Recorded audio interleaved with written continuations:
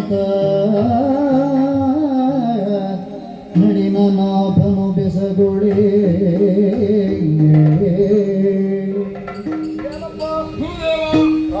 ರಾಮನ ಬದುಕಿನ ರೂವಾರಿಯಾಗಿ ಒದಗಿ ಬಂದವರು ನೀವು. ನಿಮ್ಮನ್ನು ಅನುಸರಿಸಿ ನೀವಿಟ್ಟಂತಹ ಹೆಜ್ಜೆಯನ್ನೇ ಅನುಸರಿಸಿ ನಿಮ್ಮ ಜೊತೆಯಾಗಿ ಬಂದವರು ನಾವು. ಬರುವಂತಹ ಕಾಲಕ್ಕೆ ಅದೆಷ್ಟೋ ಕಾಡು ಪ್ರದೇಶಗಳನ್ನು ದಾಟಿ ಬಂದವರು ನಾವು. ಸಸ್ಯ ಶ್ಯಾಮಲೆಯಾಗಿ ಗೋಚರಿಸ್ತಾ ಇತ್ತು ಈ ಕಾಡು. ಪ್ರಾಣಿಗಳ ಗರ್ಜನೆ, ಪಕ್ಷಿಗಳ ಚಿಲಿಪಿಲಿ ಇವುಗಳನ್ನೆಲ್ಲ ಕೇಳಿಕೊಂಡು ಬರುವಂತಹ ಸಂದರ್ಭದಲ್ಲಿ ದಾರಿಯನ್ನು ಕ್ರಮಿಸಿದ್ದೇ ಗೊತ್ತಾಗಲಿಲ್ಲ ಗುರುದೇವ. ಹಾಗೆಂದು ಮುಂದೆ ಸಾಗೋಣ ಎನ್ನುವ ಹಾಗೆ ಹೆಜ್ಜೆಯನ್ನು ಇರಿಸಿದೆ ಎಂದಾದರೆ ಏನು ಗುರುದೇವ ಇದು? ಏನಪ್ಪ ಇಟ್ಟಂತಹ ಹೆಜ್ಜೆ ಹಿಂದೆ ಸರಿಯಲ್ಪಡುತ್ತಾ ಉಂಟು. ಇದಕ್ಕೆ ಕಾರಣ ಏನು ಎನ್ನುವ ಹಾಗೆ ದಿಟ್ಟಿಸಿ ನೋಡಿದೆ ಎಂದಾದರೆ ಕಾಣುವಂತಹ ಕಾಡು ಪ್ರದೇಶ ತನ್ನ ಕಲೆಯನ್ನೇ ಕಳೆದುಕೊಂಡು ಹೋಗಿದೆ. ಒಂದು ರೀತಿಯ ಮೌಢ್ಯವನ್ನು ಆವರಿಸಿದೆ. ಪಕ್ಷಿಗಳ ಚಿಲಿಪಿಲಿ ಇಲ್ಲ, ಪ್ರಾಣಿಗಳ ಶಬ್ದವೇ ಕೇಳ್ತಾ ಇಲ್ಲ. ಯಾಕೆ ಈ ರೀತಿ ಹೇಳಬಹುದೇ? ಸುರನ ವಧಿಸಲು ಆ ಕಲ್ಮ ಸಂಪ್ರಾಪ್ತಮಾಯ್ತವಗೆ ಪೂರ್ವದೇ ಬಳಿಕ ನಾಲ್ಮೊಗದವಂಬಂದು ಅಭಿಷೇಕ ಮುಂಗೈದ ವಾರಿಯನ್ನಿಳೆಗೆ ತಿದ್ದೆ ಸಲ್ಮೊಗದು ಬೀಳಲಿ ಕಾಮನದೊಡಿದ್ದ ತರುದು ಮರಗಳು ಕೆರಗಿ ಕಲುಚವನಮಾಯಿತು. ಆಮೇಲೆ ಮೂರ್ಖ ದೈತ್ಯರ ಮಾಸವಾಯ್ತು. ನಮ್ಮಾಶ್ರಮಕ್ಕೆ ಬಗೆಯಾಯಿತು. ರಾಮ ಗುರುದೇವ, ಪ್ರಕೃತಿ ಎನ್ನುವುದು ಸದಾಕಾಲ ವ್ಯಕ್ತಿಯೊಬ್ಬನಿಗೆ ಪಾಠಶಾಲೆಯಾಗಿರ್ತದೆ. ಕಂಡದ್ದರ ಕುರಿತಾಗಿ ಜಿಜ್ಞಾಸೆಯ ಭಾವ ಮೂಡಿದಾಗ ಅದನ್ನು ವ್ಯಕ್ತಪಡಿಸಿದೆ ಅಂತಾದ್ರೆ ತಿಳುವಳಿಕೆಯ ಮಟ್ಟವನ್ನು ಉದ್ದೀಪನಗೊಳಿಸುವುದಕ್ಕೆ ಸಾಧ್ಯವಾಗುತ್ತದೆ. ಇದನ್ನು ಕಾಣುವಾಗಲೇ ಅರ್ಥವಾಗುತ್ತದೆ ಮಗು. ಬೆರಳ ತೋರಳು ಕೈಯ ನುಂಗುವ ಎಳೆಯ ನಲಿಯಲು ಮರೆಯಲು ಅಂತ ಹೇಳಬಲ್ಲ ಸಾಮರ್ಥ್ಯ ನಿನಗುಂಟು.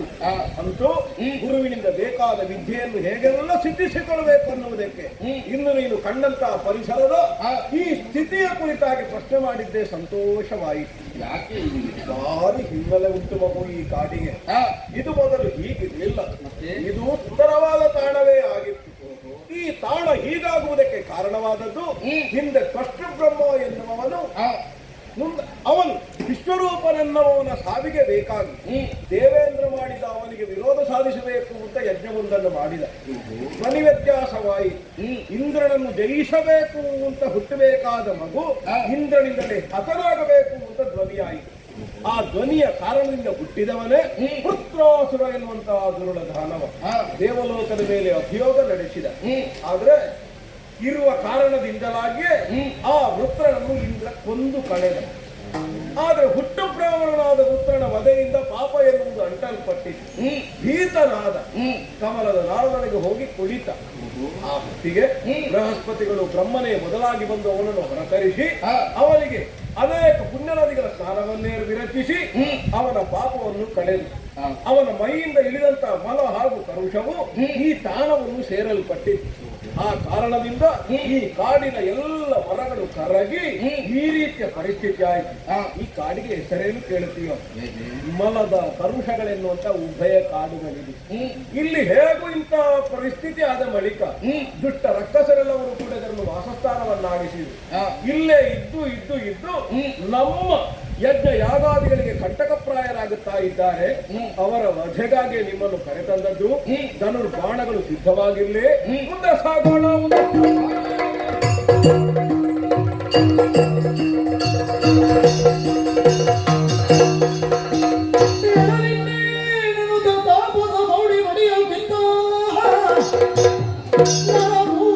ಸೋಂಕಿದು ಬೆಸಸಿ ಬಂದಳು ದುರುಳೆ ಆಟಕಿಯು.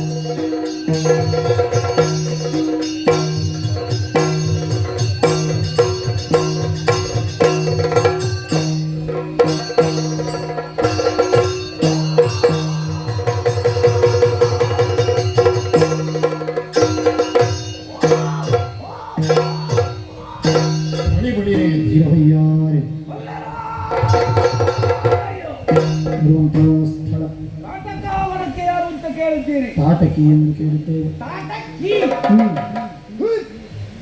ಏನು ನಿಮ್ಮ ಮೂಗಿನ ಹೊಳ್ಳೆಯಿಂದ ಬಿದ್ದವಳ? ತಾಟಕಿ ತಾಟಕಿ ದೇವಿ ಅಂತ ಕರೀರಿ. ದೇವಿ ಗುಡಿಯಲ್ಲಿ. ಓ ದೇವಿ ಗುಡಿಯಲ್ಲಿ. ಹೌದು. ಅದು ಕಷ್ಟ ಆಗ್ತದೆ. ಬೇಡ, ತಾಟಕಿ ಅಮ್ಮ ಅಂತ ಆದ್ರೂ ಕರಿಬಹುದು. ಮಕ್ಕಳಿಗಲ್ಲ, ಅಮ್ಮ ಮಕ್ಕಳಿಗೆ ಅದು ಕಷ್ಟವಾಗುತ್ತದೆ. ಬೇಡ, ತಾಟಕಿ ಅಕ್ಕ ಅಂತ ಆದ್ರೂ ಕರಿಬಹುದಲ್ವಾ? ಅಕ್ಕ ತಮ್ಮಂದಿರಿಗೆ. ಮಾತಿಗೆ ಮಾತು ನನ್ನನ್ನು ನಿಂದಿಸ್ತಾ ಇದ್ದೀರಿ. ನೀವು ಹೀಗೆ ಮಾಡಿದರೆ ನಿಮ್ಮನ್ನು ನೋಡಿದ ಉಳಿದವರು ನನ್ನನ್ನು ಅಣಕಿಸುವುದಕ್ಕೆ ಸಾಧ್ಯತೆ ಉಂಟು. ಆದ್ರಿಂದ ಮೊದಲು ನಿಮ್ಮ ಗೋಳು ಮುರಿದು ಕುತ್ತಿಗೆಗೆ ಬಾಯಿ ಹಾಕಬೇಕು.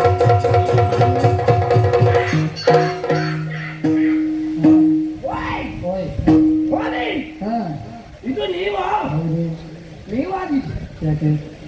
ನೀವಾಗಿತ್ತು ಅಂದ್ರೆ ನೀವು ಏನು ಹೇಳಿದ್ರು ಆದಿತ್ತು. ಯಾಕೆ? ಯಾಕೆ? ನೀವು ಯಾರು? ಯಾರು? ಸಂಗೀತ ವಿದ್ವಾಂಸರು. ನೀವು ನನಗೆ ಆಗಾಗ ಒಂದು 2-3 ಆಲಾಪನೆ ಕಲಿಸಿದ್ದೀರಿ. ಅದನ್ನೇ ಗುನುಗುತ್ತಾ ಇರ್ತೇನೆ ನಾನು ಒಬ್ಬಳೇ ಇರುವಾಗ. ಆಹಾ, ನಿಮ್ಮ ಏರು ಸ್ಥಾಯಿ ಅದು ನಿಮ್ಮ ಇಳಿ ಸ್ಥಾಯಿ ಯಾವುದು? ಅದು ನನ್ನ ಸ್ವರ ಹಾಗೆ. ನೀವು ಇಂಪಾಗಿ ಆಡಿರಬಹುದು, ನಮ್ಮ ಸ್ವರ ಹಾಗೆ ಅಲ್ವಾ? ನಮಗೂ ಕಲಿಸಿದವರು ಸಂಗೀತ ವಿದ್ವಾಂಸರು. ಕರುಣಾರಸರಲ್ಲಾದ್ರು, ಶಾಂತರಸರಲ್ಲಾದ್ರು, ವೀರರಸರಲ್ಲಾದ್ರು ನಿಮಗೆ ನೀವೇ ಸಾಟಿ. ಜೊತೆಯಲ್ಲಿ ಇವರು ಇದ್ದಾರೆ ಧೈರ್ಯ ನಿಪುಣರು. ನಮಗೆ ಯುದ್ಧೋಲ್ಲಾಸ ಉತ್ಸಾಹ ಬರಬೇಕು ಅಂತಾದ್ರೆ ಇವರ ಧೈರ್ಯ ಒಂದು ಧ್ವನಿ. ಇವರ ಪರಂಪರೆಯೇ ಇದರಲ್ಲಿ ಹೆಸರುವಾಸಿಯಾದವರು. ಅಂತಹ ದೊಡ್ಡ ವಂಶದಲ್ಲಿ ಹುಟ್ಟಿದಂತಹ ಉತ್ತಮ ವಿದ್ವಾಂಸರು ನೀವು ಇದ್ದೀರಿ. ಜೊತೆಯಲ್ಲಿ ಇವರು ಇದ್ದಾರೆ ಚಿರ ಯುವಕ. ಅದುವೇ ಒಂದು ಆಗಲಿಲ್ಲ ಬಿಟ್ರೆ ಮತ್ತೆ ಎಲ್ಲ ಮಟ್ಟಿಗೂ ಆದಿತ್ತು. ತನ್ನದಾದಂತಹ ಚುರುಕಿನ ಕೈ ತಳಕದಿಂದ ಮಿಂಚಿನ ಸಂಚಾರವನ್ನುಂಟು ಮಾಡಬಲ್ಲ ಮೃದಂಗದಲ್ಲೇ ಎತ್ತಿದ ಕೈಯವರು. ನೀವು ಮೂವರು ಒಟ್ಟಾದ್ರಿ ಅಂತಾದ್ರೆ ನಿಮ್ಮ ಎದುರಿಗೆ ಪ್ರಪಂಚದಲ್ಲಿ ನಿಲ್ಲಬಲ್ಲವರು ಯಾರು? ಹೌದಾ? ಹಾಗಾದ್ರೆ ನಿಮ್ಮ ಬಗ್ಗೆ ನನಗಿಷ್ಟು ಗೊತ್ತುಂಟು, ನಮ್ಮ ಬಗ್ಗೆ ನಿನಗೇನು ಗೊತ್ತುಂಟು? ಒಂದು ಹೆಣ್ಣು ರಕ್ಕಸಿ. ಆಯ್ತಾ? ಆಯ್ತಾ?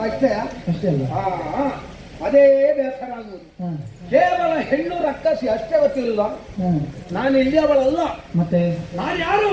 ಯಾರು? ತಾಟಕಿ ಎನ್ನುವಂತಹ ಗಂಧರ್ವ ಕನ್ಯೆ, ಯಕ್ಷನಾದಂತಹ ಸುಂದರ ಮಡದಿ ನಾನು. ನಮ್ಮವರಾದಂತಹ ಸುಂದ ಹ. ಹಾಗೂ ನಾನು ಈ ವನಾಂತರದಲ್ಲಿ ವಿಹಾರಾರ್ಥವಾಗಿ ಬಂದೆವು. ಹ. ಬಂದಂತಹ ವೇಳೆಯಲ್ಲಿ ಹ್ಮ್. ಆ ಕುಳ್ಳಗೊಬ್ಬ ಇದ್ದಾನಲ್ಲ ಋಷಿ, ಹ. ನನಗೆ ಬೇರೆ ಯಾರ ಮೇಲೂ ಕಣ್ಣಿಲ್ಲ, ಅವನ ಮೇಲೆ ಮಾತ್ರ ಹೀಗೆ ಬರ್ತಾನೆ. ಅವ ಶಾಪವನ್ನು ಕೊಟ್ಟ. ಹ. ನನ್ನ ಗಂಡ ಸತ್ತು ಹೋದರು. ಹ. ಜೊತೆಯಾಗಿ ನನಗೆ ಹ. ಈ ರಾಕ್ಷಸಿ ಸ್ವಭಾವ, ಹ. ದೀರ್ಘವಾದಂತಹ ದೇಹ ಹ್ಮ್. ದೊರಕಿತು. ಆದರೆ ನಮ್ಮಿಬ್ಬರ ದಾಂಪತ್ಯ ಜೀವನದ ಫಲವಾಗಿ ಹ. ಇಬ್ಬರು ಮಕ್ಕಳನ್ನು ಬರೆದಿದ್ದೇನೆ. ಓಹೋ. ಮಾರೀಚ, ಹ್ಮ್. ಸುಬಾಹು ಎನ್ನುವ ಹಾಗೆ ಹ. ಪ್ರಾಯ ಪ್ರಬುದ್ಧರಾಗಿದ್ದಾರೆ. ಹ್ಮ್. ಹಾಗಂತ ಹೆತ್ತ ತಾಯಿಯಾದವಳಿಗೆ ಮಕ್ಕಳೆಷ್ಟೇ ಪ್ರಬುದ್ಧರಾದರು ನಮ್ಮ ಜಂಗೆಯಲ್ಲಿ ಮಲಗುವ ಆಡುವ ಮಕ್ಕಳು ಎನ್ನುವ ಹಾಗೆ ಭಾವಿಸಿದವಳು. ನನಗೇನಪ್ಪ ಈ ಉದ್ಯೋಗ? ಹ. ಏನು? ಒಂದು ಹೊತ್ತಿಗೆ ಹ. ಇದು ಕಲುಷಕಾನನವಾಗಿತ್ತು. ಹ್ಮ್. ಕಲುಷಕಾಂತಾರ ಎನ್ನುವಂತಹ ಹೆಸರಿತ್ತು. ಹ. ಯಾವಾಗ ಬಂದು ನಮ್ಮ ಆವಾಸ ಸ್ಥಾನವಾಯಿತು ಹ. ಆ ತಕ್ಷಣದಿಂದಲೇ ಕಾಟಕಾವನ ಹ್ಮ್. ಎನಿಸಲ್ಪಟ್ಟಿದೆ. ನನ್ನ ಮಕ್ಕಳಿಗೆ ಆಹಾರವನ್ನು ಹುಡುಕುವುದು, ಹ. ಅವರಿಗೆ ತಂದು ಕೊಡುವುದು, ಅವರು ಚೆನ್ನಾಗಿ ತಿಂದು ಹ. ಟರ್ರೆಂದು ತೆಗೆದ ಮೇಲೆ ಹ. ಯಜನ ಯಾಗಾದಿಗಳನ್ನು ಮಾಡುವಂತಹ ಋಷಿ ಮುನಿಗಳ ಹ್ಮ್. ಯಜನ ಯಾಗಕ್ಕೆ ಹಾನಿಯನ್ನು ಉಂಟು ಮಾಡುವುದು. ಹ್ಮ್. ಇಷ್ಟೇ ನಮ್ಮ ಉದ್ಯೋಗ. ಸರಿ. ಮಕ್ಕಳು ಮೊಟ್ಟೆ ಹೊಡಿತಾ ಇದ್ದಾರೆ. ಹ. ಇವತ್ತು ನಮ್ಮ ಮಕ್ಕಳಿಗೆ ಸ್ವಲ್ಪ ಕೆಲಸ ಸಿಕ್ಕಿದೆ. ಹ್ಮ್. ಇಲ್ಲದಿದ್ದರೆ ಯಾವಾಗಲೂ ಬೇಗ ಎದ್ದು ಎಲ್ಲಿ ಬರ್ತಾರೆ ಹೋಗ್ತಾರೆ ಗೊತ್ತಾಗುದಿಲ್ಲ. ಹ್ಮ್. ಇವತ್ತು ಇದ್ದಾರೆ ಕಾಣ್ತಾರೆ. ಹಾಗಾಗಿ ಬೆಳಗ್ಗಿನಿಂದಲೇ ನನ್ನಲ್ಲಿ ಮೊಟ್ಟೆ ಹೊಡೆದಿದ್ದಾರೆ. ಹ. ಅಮ್ಮ ಹಸಿವೆ ಹಸಿವೆ ಅಂತ. ಹ. ಮಕ್ಕಳ ಪಾಲನೆಯನ್ನು ಮಾಡಬೇಕಾದ್ದು ಹ. ತಾಯಿಯಾಗಿ ನನಗೆ ಆದ್ಯ ಕರ್ತವ್ಯ. ಆದ್ದರಿಂದ ಮಕ್ಕಳಿಗೆ ಆಹಾರವನ್ನು ಸಂಪಾದಿಸಬೇಕು. ಹ. ಮುಂದುವರಿತಾರೆ.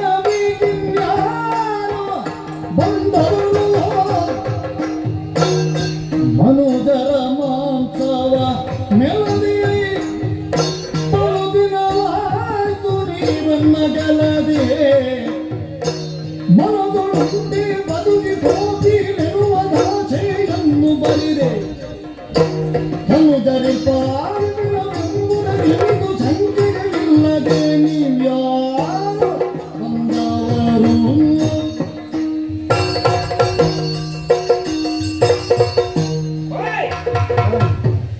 ಆಹಾರವನ್ನು ಹುಡುಕುತ್ತಾ ಕಾನನ ದಾರಿಯಲ್ಲಿ ಬಂದೆ.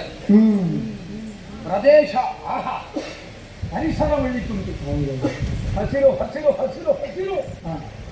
ಹಣ್ಣುಗಳೆಲ್ಲ ಮರದಲ್ಲಿ ಬೆಳೆದಿದ್ದಾವೆ. ಅದು ನಮ್ಮ ಲಕ್ಷ್ಯ ಅಲ್ಲ. ಹಣ್ಣುಗಳನ್ನು ನಾವು ತಿನ್ನುವುದೂ ಇಲ್ಲ, ಮೂಸುವುದೂ ಇಲ್ಲ.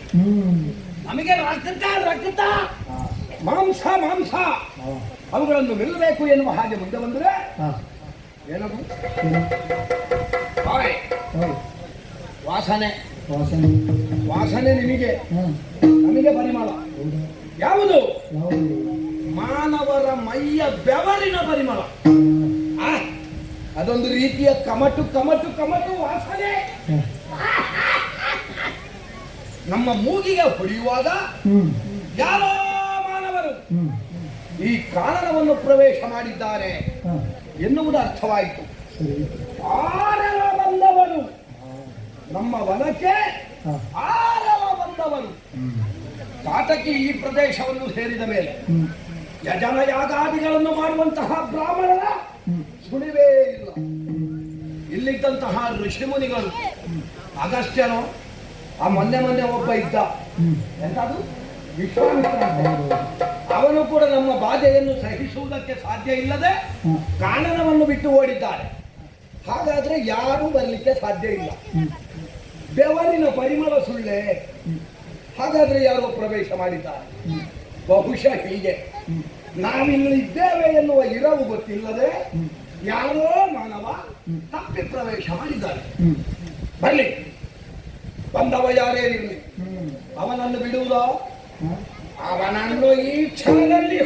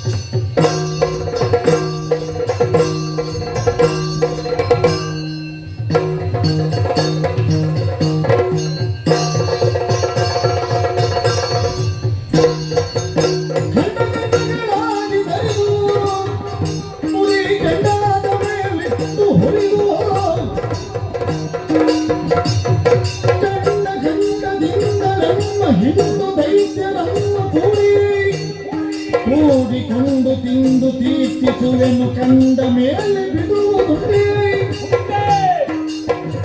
ಬಂದವರು ಯಾರೇ ಇರಲಿ, ಹೋಗಿ ಅವರನ್ನು ಮುರಿದು ಮುಕ್ಕಿ ಆಯ್ತಾ ಮುಗಿಸುವುದೇ? ಮುಗಿಸದೆ ಅಷ್ಟು ಬೇಗ ಮುಗಿಸಿದ್ರೆ ಇವರಿಗೆಲ್ಲ ನಿರಾಶೆ ಆಗಲಿಕ್ಕಿಲ್ಲ. ಮುಗಿಸುವ ರೀತಿಯಲ್ಲಿ ಮುಗಿಸಬೇಕು. ಯಾಕೆ? ಈಗ ತಿನ್ನುವುದಕ್ಕೆ ಬೇಕಾದಷ್ಟು ಸಿಗುತ್ತದೆ, ಇನ್ನು ಮಳೆಗಾಲದಲ್ಲಿ ಏನು ಕಾಯುವುದು? ಅದು ಸಮಸ್ಯೆ, ಈಗದ್ದಲ್ಲ. ಆದ್ರಿಂದ ಆ ಮಾನವರನ್ನು ಮೊದಲು ಕುತ್ತಿಗೆ ಮುರಿಯುವುದು, ಗೋಣಿಗೆ ಬಾಯಿ ಹಾಕುವುದು, ಆ ರಕ್ತ ಹುಳಿ ಅದನ್ನು ಮೊಗೆದು ಪಾಲಿಸಿ ತದನಂತರ ಉಳಿದ ರಕ್ತವನ್ನು ಒಂದು ಮಡಿಕೆಯಲ್ಲಿ ತುಂಬಿಸಿಡುವುದು. ಅದಕ್ಕೆ ಸ್ವಲ್ಪ ಗೋವಿನ ಹಾಲನ್ನು ಮಿಶ್ರ ಮಾಡುವುದು, ಒಂದು 4 ತುಂಡು ಮಂಜುಗಡ್ಡೆ ಹಾಕುವುದು, ಅದರ ಮೇಲೊಂದು ಕಾಲು ಮಡಿಕೆಯನ್ನು ಮುಚ್ಚುವುದು, ಅದನ್ನು ಚೆನ್ನಾಗಿ ಕುಲುಕುವುದು. ಏನದು? ರಕ್ತ ಹಾಲಿನ ಕುಲುಕಿ ಪಾನಕ.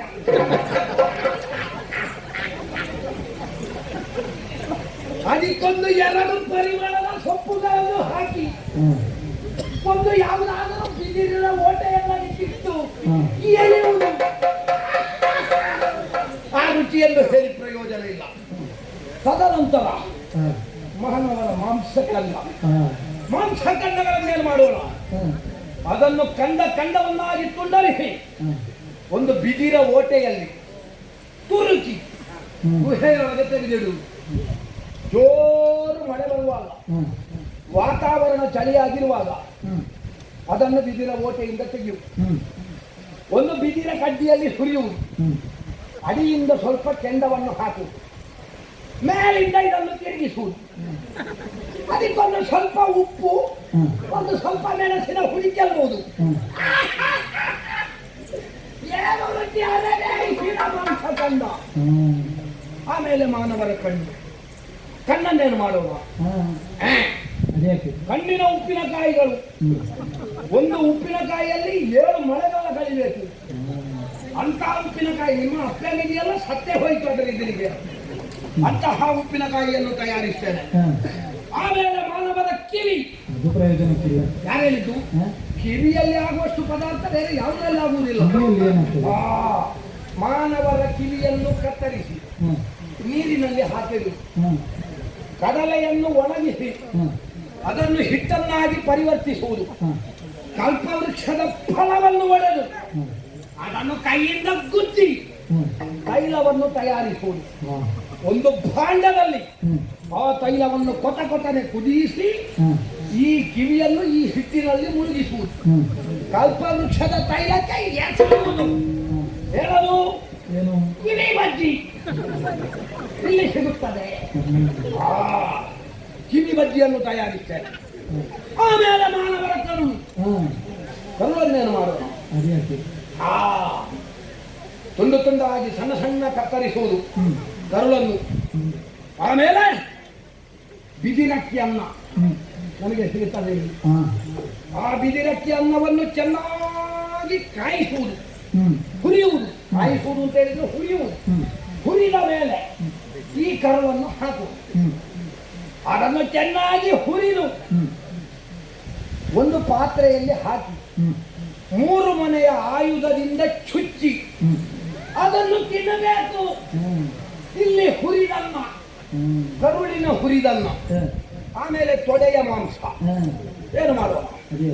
ಅದಕ್ಕೆ ಚೆನ್ನಾಗಿ ಬೇಕಾದ ಸಾಂಬಾರಗಳನ್ನು ಪೂಸಿ ಬಿದಿರಕ್ಕಿ ಅನ್ನದಲ್ಲಿ ಅದನ್ನು ಹೂತಾಕಿ ಅದರ ಮೇಲೆ ಒಂದು ಮುಚ್ಚಳವನ್ನು ಮುಚ್ಚಿ ಅದನ್ನು ಚೆನ್ನಾಗಿ ಹಬೆ ಬಲಿಸುವುದು. ಹಬೆ ಬಲಿಸಿ ಹಬೆಯ ಬಿಡಿದಮ್ಮ